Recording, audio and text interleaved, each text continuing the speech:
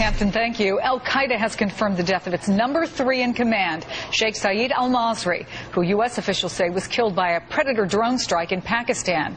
Al-Masri is a founding member of Al-Qaeda, known as its chief money man, and someone in regular contact with Osama bin Laden. Jack Rice is a criminal defense attorney and former CIA officer. Jack, the obvious question, what does this mean for Al-Qaeda?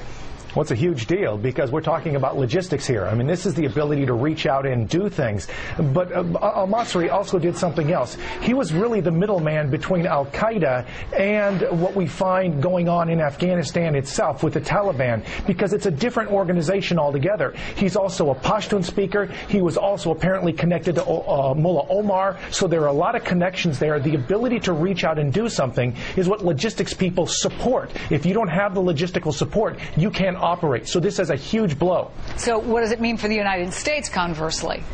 Well, I think on our side, it means sort of where do you go next? I mean, we've seen changes in how Al-Qaeda has tried to operate, how the Taliban has tried to operate. They've sort of, for lack of a better word, dumbed down some of the operations that they have done. This may be slightly tied to that. The focus will continue to be stopping the ability of Al-Qaeda to not just spread, but to operate. That's what this focus is. Now, by the way, there is one slight twist to this.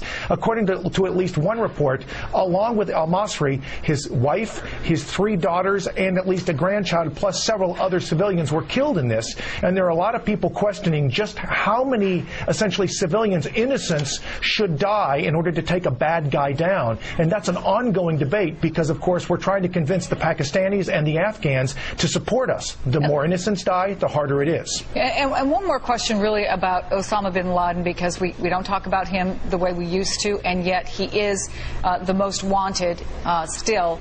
Does this mean that our intelligence is better, that we could be any closer to finding him, or is it not necessarily relevant at all to the search for Osama bin Laden? It may not be, because what we're finding now is a continued separation between Zawahiri, that's the number 2 man, and Osama bin Laden, and the rest. This continues to put more separation. Remember, I mean, you and I can think back now, how many times have we taken out the number 3 guy? I mean, we've heard this in Pakistan, we've heard this in Afghanistan again and again, and so this is a very dangerous place to be. It doesn't necessarily make it any easier for us to take out that leadership. Jack Rice, always good to see you, Jack. Thank you. Thank you.